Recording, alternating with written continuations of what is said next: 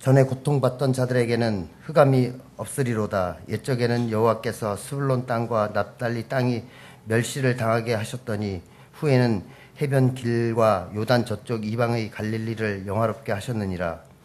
흑암에 행하던 백성이 큰 빛을 보고 사망의 그늘진 땅에 거하던 자들에게 빛이 비치도다.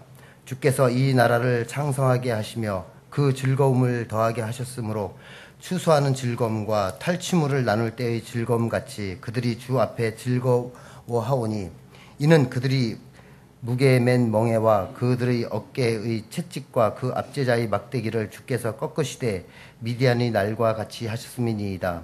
어지러이 싸우는 군인들과 신과 피 묻은 겉옷이 불에 섭같이 살라지리니 이는 한 아이가 우리에게 낳고 한 아들을 우리에게 주신 바 되었는데 그의 어깨에는 정사를 메었고 그의 이름은 기묘자라 모사라 전능하신 하나님이라 영존하시는 아버지라 평강의 왕이라 할 것임이라. 그 정사와 평강의 더함이 무궁하며 또 다윗의 왕자와 그의 나라에 군림하여 그 나라를 굳게 세우고 지금 이후로 영원히 그의 공의와 공의로 그것을 보존하실 것이라. 만군은 여호와의 열심히 이를 이루시리라. 아멘. 그 귀한 하나님의 말씀을 가지고 우리에게 은혜를 주실 최진철 목사님께서 만군의 여호와의 열심 예수 그리스도라는 말씀으로 우리에게 하나님의 그 비밀스러운 말씀을 전하실 때 크신 은혜 받으시기 바랍니다. 할렐루야. 보고 싶었습니다. 표정들이 굉장히 불편하다는 표정이십니까? 우리 옆에 분들에게, 앞뒤 분들에게 이렇게 축복하겠습니다. 주 안에서 보고 싶었습니다. 2010년 8월 5일에 전 세계가 깜짝 놀랐던 사건이 있었어요. 칠레의 산호세 광산에서 33명의 광부가 지하 700m 아래에서 구리를 캐고 있었습니다. 그런데 그 탄광은 100년 된 탄광이었어요. 노후되었죠. 그래서 그 탄광이 무너졌습니다. 700m 아래에서 무너진 거예요. 그래서 33명이 그 칠흑 같은 어둠 속에 갇혔어요. 그 어둠 속에 습도는 90도라고 합니다. 습도가 90도면 거의 사우나죠. 한증막인데 기온은 32도고 그리고 이제 그곳에 이렇게 산업용수 같은 게 있는데 기름이 둥둥 떠다니고 있고 33명이 갇혀 있는데 그들에게 남겨져 있는 식량은 10명이 이틀 먹을 식량밖에 없었어요. 그 사람들이 너무 놀라고 두렵고 불안 속에 이제 쌓인 거죠. 근데 다행히 작업반장이 굉장히 훌륭한 사람이었다고 합니다. 그래서 탁월한 리더십으로 이제 하루하루를 버티게 됩니다. 저마다에게 이렇게 책임을 주고 그걸 통해서 서로 협력하게 하고 어떤 그런 리더십을 발휘했는데 하지만 하루하루가 지나갈수록 이게 일단 먹을 게 없어지고 빛이 없으니까요. 생명의 빛은 점점 희미해져 가고 있었습니다. 9일째가 되었을 때는요. 12시간에 한 번씩 배급하던 식량을 이제 36시간에 한 번씩 조금씩 이제 이렇게 배급했다고 해요. 그러면서 죽음과 싸웠죠. 13일째가 지나니까 이제는 막 사람들이 헛것을 보기 시작하고 악몽을 꾸기 시작했다고 합니다. 그래서 어떤 사람은 그런 말을 했다 그래요. 우리는 지금 죽음의 대기실에 와 있다. 이런 말을 했다고 합니다. 15일째가 되니까 그들에게 남아있는 식량은 32명에게 남아있는 식량은 참치 2캔밖에 없었다고 합니다. 그리고 이제 16일째가 되니까 리더였던 사람은 자기 아들에게 유언을 썼다고 합니다. 이런 와중에 지상에서는 이들을 찾기 위해서 안간힘을 썼습니다. 그런데 2주가 지나가도록 전혀 찾을 기미가 보이지 않자 칠레 정부도 다 죽었나 보다. 이제 살아있을 소망이 없다라고 하면서 포기하려고 이제 마음을 먹던 참이었어요. 그러던 차에 17일째가 되었을 때 드디어 그 땅을 파던 드릴이 이제 드릴이 쭉 파다 보이는 뻥 뚫리는 곳이 있으면 이제 거기 사람이 있을 거니까 드릴이 드디어 33명이 대피해 있던 그 700m 아래의 그 대피소에 천장을 뚫고 들어간 거예요. 그러니까 이제 딱 알게 된 거죠. 그러면서 이제 그곳에 우리가 전원 다 살아있다라는 이제 쪽지가 올라왔습니다. 한 줄기의 빛이 그 깊고 짙은 어둠을 찢어내고 생명의 줄을 내린 겁니다. 그리고 나서도 52일 동안 그 작은 관을 통해서 이제 생명을 계속 유지하게 도우면서 그들이 이렇게 살았고 계속해서 이제 그들을 구출 작업을 했습니다. 그래서 69일 만에 700m 아래에 매몰되었던 33명 전원이 구조가 됐어요. 그래서 세계적인 토픽이 됐죠. 아마 기억들 하실 겁니다. 제가 오늘 본문 말씀을 대하면서 그때 그 사건이 생각이 났어요. 칠흑 같은 어둠, 생존이 불가능한 고통스러운 환경, 죽음의 문턱까지 다다른 33명의 사람들, 그리고 69일 만에 생명의 빛 아래에 나온 사람들. 아마 이 33명의 사람들이 오늘 이 본문을 보았다면 1절과 2절을 읽으면서 이거 우리 얘기네 라고 얘기했을 것 같아요. 전에 고통받던 자들에게는 흑암이 없으리로다. 옛적에는 여호와께서 스불론 땅과 납달리 땅이 멸시를 당하게 하셨더니 후에는 해변 길과 요단 저쪽 이방의 갈릴리를 영화롭게 하셨느니라. 흑암에 행하던 백성이 큰 빛을 보고 사망의 그늘진 땅에 거주하던 자에게 빛이 비추도다. 이 33명은 그렇게 구출된 이후에 오늘 보면 3절에서 말하는 그 추수하는 즐거움과 전쟁에서 이긴 군대가 그 전리품이죠. 탈취물들을 그 나눌 때 누리는 즐거움이 무엇인지를 이해했을 것 같아요. 생각해 보십시오. 69일 만에 다시 마시게 된 그 지상의 공기, 다시 보게 된 태양빛, 그 깨끗한 물을 대할 때에 그들에게 기쁨과 행복이 얼마나 컸겠습니까? 오늘 본문 속에 나오는 스불론과 납달리가 있는 이 갈릴리 지역 역시 지하 700m 아래에 갇혀있던 그 33명과 같은 처지였습니다. 왜냐하면 아수르라는 나라의 침략을 받아서 아주 심각한 고통을 당했기 때문이에요. 아시는 분은 알겠지만 이스라엘은 우리나라처럼 위아래로 길쭉하게 생겨 있습니다. 그런데 오늘 본문에 나오는 스불론과 이 납달리는 어디에 있느냐? 이스라엘 북쪽에 갈릴리 호수가 있는데 그쪽 주변에 있는 도시입니다. 당시에는 북이스라엘의 영토 속에 있었어요. 그런데 이 스불론과 납달리에는 그 주변에 이방 사람들이 많이 들어와서 살고 있었습니다. 유태인들은 이방인들이 들어온 걸 안 좋아해요. 피가 섞이면 나쁘게 생각합니다. 그래서 스불론과 납달리라는 도시는요, 주목받지 못하던 도시였어요. 그런데 그때 당시에 이 북이스라엘과 아람이 둘이 연합을 해서요, 아수르라는 대국한테 반기를 든 겁니다. 못 살겠다. 싸워보자. 그랬다가 결국은 어떻게 됐냐면 기원전 732년 즈음에 그 아수르가 공격을 하는 거예요. 어쭈 요것들 봐라 하면서 공격을 해서 북이스라엘을 한번 호되게 칩니다. 그러면서 그쪽 스불론 납달리 지역들이 이제 식민지 치하처럼 돼버리는 겁니다. 안 그래도 주목받지 못하던 땅인 그 스불론이나 납달리와 같은 갈릴리 지역이 이제 아수르의 심각한 압제를 받는 거지요. 오늘 본문 4절을 보게 되면 그곳을 압제했던 아수르의 악행이 어땠는지 알 수 있습니다. 이렇게 써 있어요. 이는 그들이 무겁게 맨 멍에와 그들의 어깨의 채찍과 그 압제자의 막대기다. 무겁게 낸 멍에, 어깨에는 채찍이 있고 압제자의 막대기가 그들을 통치했다는 것입니다. 쉽게 말하면 노예처럼 살았다라는 거예요. 그런데 하나님께서 이런 곳에 소망의 빛을 비추시겠다고 오늘 말씀하시는 겁니다. 4절 후반절에 뭐라고 얘기합니까? 주께서 꺾으시되, 그 압제자들을 꺾으신다는 겁니다. 꺾으시되 미디안의 날과 같이 하셨음이니이다. 사사기를 읽어보신 분은 이 미디안의 날과 같다는 말이 무엇인지 알 수 있습니다. 기드온 아시지요? 기드온의 300용사 아시죠? 바로 이게 미디안과 상관이 있는 거예요.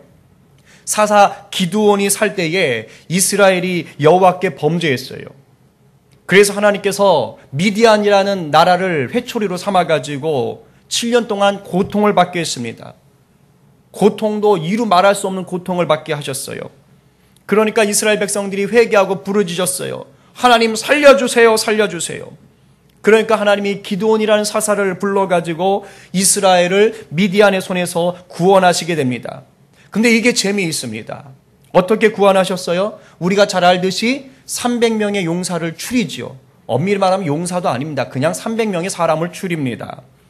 그리고 그들에게 전투훈련을 시킨 것이 아니고 항아리를 준비하게 해서 그 항아리에 횃불을 집어넣고 나팔을 들고 있다가 내가 깨고 소리 질러 하면 그 항아리를 깨고 횃불을 든 다음에 나팔을 부는 거였습니다. 그래서 그렇게 했어요. 그랬더니 어떻게 됐느냐? 미디안 군대가 자기들끼리 칼질을 하면서 죽이는 겁니다. 그리고 놀래서 도망가다가 전멸을 하게 되는 사건입니다. 근데 이 사건에서도 무엇이 있습니까? 어둠 속에 횃불을 들고 빛을 보여주는 사건이 있었죠. 그리고 전쟁에서 이겼습니다. 이 전쟁은 이스라엘의 300용사의 힘으로 이긴 게 아니었어요. 하나님께서 300용사를 이용하셔서 친히 싸워 이기신 사건입니다. 그러니까 지금 하나님께서 오늘 본문 속에서 스불론과 납달리가 아수르의 지배 때문에 고통의 어둠 가운데 있지만 그곳에 친히 빛으로 임하셔서 구원을 주시겠다고 얘기하시는 거예요. 친히 역사하시겠다는 거예요. 구원의 기쁨을 만끽하게 하시겠다는 겁니다. 그리고 이 날이 되면은 더 이상 전쟁이 없어진다라고 하면서 5절처럼 어지러이 싸우는 군인들의 신과 피 묻은 겉옷이 불에 다 없어질 것이다 라고 얘기를 하는 겁니다. 하나님이 친히 일을 하시겠다는 겁니다. 그러면서 내가 이 증거를 보여줄게. 내가 이렇게 하겠다는 증표를 보여줄게 라고 얘기한 게 바로 6절부터의 말씀이었던 거예요. 한 아기를 보내시겠다. 내가 너희를 구원하겠다는 증거로 한 아기를 보내주겠다. 그런데 이 아기는 보통 아기가 아닌 겁니다. 어깨에 정사를 메었다라고 얘기합니다. 통치권이에요. 통치권. 그리고 기묘자 모사라고 했습니다. 영어로는 Wonderful Counselor. 세번역 성경으로는 놀라우신 조언자라고 합니다. 뜻을 잘 모르는 분들이 있을 거예요. 삼국지 아시죠? 유비에게는 아주 훌륭한 고문이 있었습니다. 모사꾼이 있었어요. 제갈공명이라고 있었지요. 바로 그런 겁니다.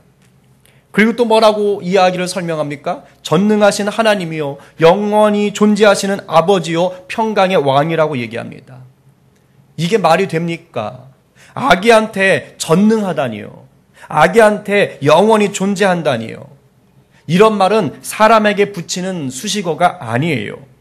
하나님과 같은 신적인 존재만이 누릴 수 있는 수식어입니다. 그런데 이런 자가 진정으로 평강의 왕이 될 수 있는 것이죠. 결국 이 말은 무엇을 얘기하는 겁니까? 하나님이 보내신 이 한 아기가 곧 하나님의 능력을 펼칠 수 있다 이 말입니다. 다윗의 왕자에서 태어나 아수르의 지배로 고통받던 땅에 공의와 정의를 펼치며 평강을 주실 왕이다라고 얘기하는 겁니다. 근데 제가 이 본문을 보면서 이상한 게 있었습니다. 대체 왜 구원하려고 하시는 건가? 본문을 보게 되면 스불론이나 납달리가 특별히 착한 일을 했다는 말이 없어요. 그런데 왜 하나님께서 이토록 위대한 한 아기를 보내시려 하는가? 그럴 이유가 전혀 없는데 왜 느닷없이 다짜고짜 한 아기를 보내서 구원하시겠다는 건가? 왜 보내시는가? 왜겠습니까? 사랑하기 때문이에요. 그것도 그냥 사랑이 아니에요. 자기 백성을 진노 중에라도 사랑하시는 긍휼입니다. 사실 이 스불론과 납달리가 있는 갈릴리 지역이 고통당하는 것은 북이스라엘이라는 나라가 하나님을 온전히 섬기지 않은 탓이에요. 우상을 숭배한 탓입니다. 그러니까 일종의 심판인 거예요. 벌을 받고 있는 겁니다. 그런데 그럼에도 불구하고 다시 하나님께서 구원의 손길을 내밀고 계시는 겁니다. 가끔 자식이 하도 속을 썩이면 이놈의 새끼 그냥 꽉 하면서 호적에서 파버린다. 큰 사고 치고 막 저기 깜빵 왔다 갔다 하고 그러면은 막 아유, 이놈의 새끼를 그냥 어떻게 죽여 살려 하면서 그냥 자식이니까 어쩔 수 없이 이게 그냥 보석금 내고 빼주는 경우들이 있긴 있어요. 그런 식의 사랑이 아니에요. 여기서는 뭡니까? 여호와의 열심으로 구원하신다라고 얘기하는 겁니다. 잘 들으세요.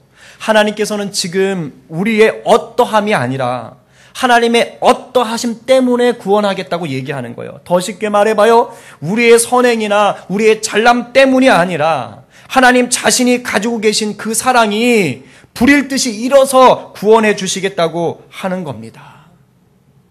그 사랑이 오늘 이 말씀을 통해 우리에게 임하고 있는 겁니다. 믿으세요? 2017년도도 이제 마지막 한 달로 접어들었어요. 한번 지난 11개월을 돌아보십시오. 어떻게 사셨습니까? 우리의 최근 몇 년 어떻게 지내셨습니까? 지금까지 살아오신 날들은 어떠셨어요? 혹시 700m 지하에 갇혀있던 사람들과 같지 않으셨어요? 혹시 스불론과 납달리처럼 주목받지 못하고 오히려 핍박과 고통 속에 살아오지는 않으셨냐 이 말입니다. 남들은 볼 수 없는 어둠 속에 갇혀서 분노와 고통과 불안과 수치 속에서 헤매고 있지는 않으셨어요? 무게를 감당할 수 없는 그 삶의 어려움에 눌려서 눈물과 한숨을 양식으로 삼고 있지는 않았습니까? 그러나 힘을 내십시오. 여전히 우리에겐 소망이 있습니다. 왜냐하면 하나님이 우리를 포기하지 않으시기 때문이에요.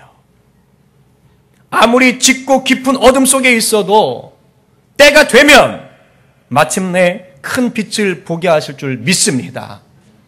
사망의 그늘에 강력한 빛과 뜨거운 볕이 들게 하셔서 꽁꽁 얼어붙은 내 인생을 녹여주실 줄 믿습니다.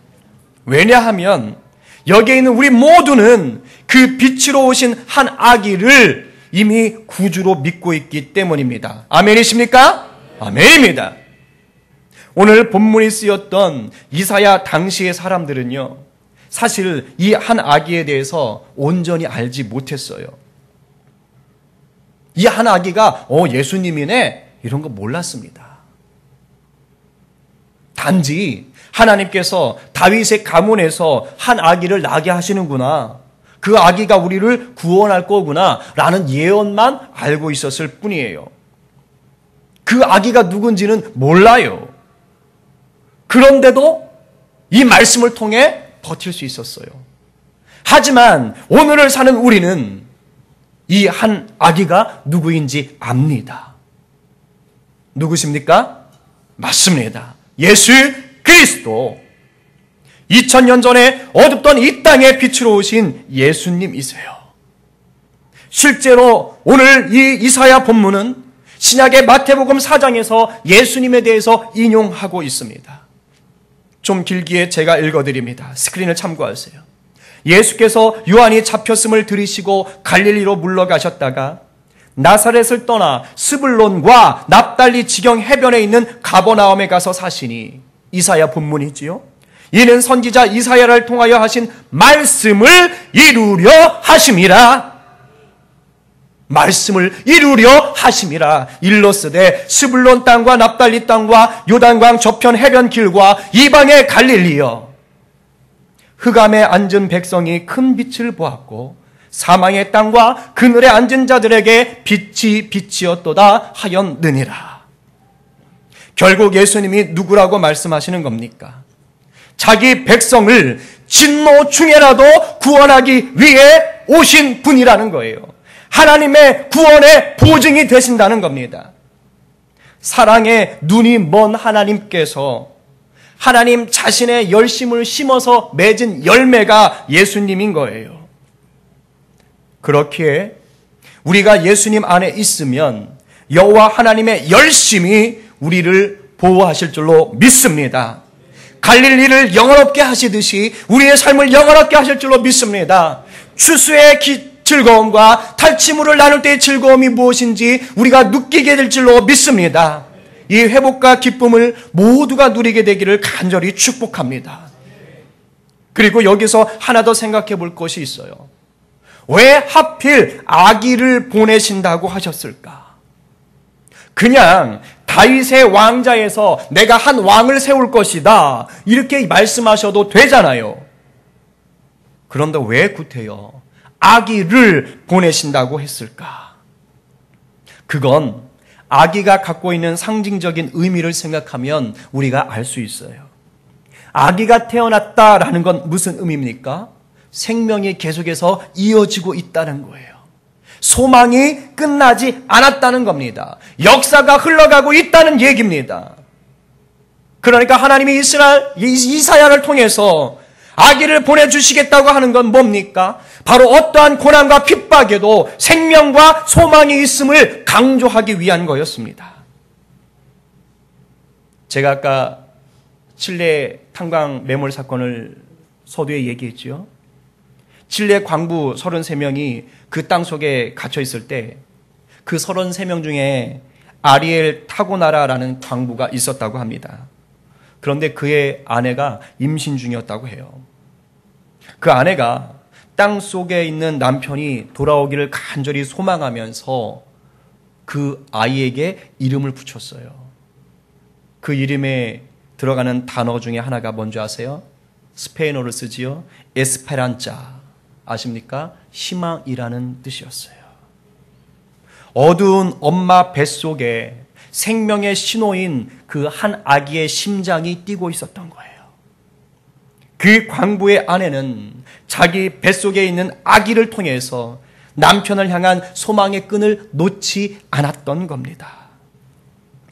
예수님이 30살 건장한 청년으로 뿅 하고 나타나셔서 곧바로 회개하라 천국이 가까웠느니라 이렇게 사역하지 않으셨어요. 마리아의 몸을 통해서 아기로 태어나셔서 우리에게 오셨어요. 왜요? 고통과 고난 속에 사는 자기 백성을 위하여 소망과 생명의 증거가 되시기 위해서입니다. 우리는 이 예수님을 이미 확실히 알고 또 우리의 주인으로 왕으로 모신 자들입니다.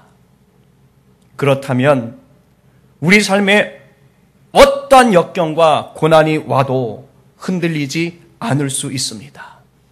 그리스도 예수 안에 있는 하나님의 사랑이 나를 포기하지 않아요. 하나님의 열심이 우리 예수님을 통해서 여전히 내게 일하는 줄로 믿습니다. 하나님의 열심이 우리 예수님을 통해서 우리 성림교회에 일하시는 줄로 믿습니다.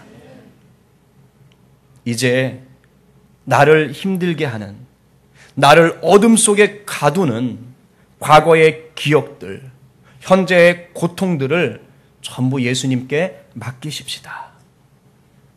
그러면 오늘 하나님의 열심이 나를 구원하시고 내 삶을 새롭게 하실 줄로 믿습니다. 당장 내 삶에 어떠한 변화가 없을 수 있어요. 잘 안 보일 수 있습니다. 그러나 우리 안에서 착한 일을 시작하신 분께서 날마다 일하실 줄로 믿습니다. 믿으십니까? 이 믿음의 확신을 가지고 소망의 끈을 놓지 않으시는 우리 성림의 교우들 되시기를 간절히 축복합니다.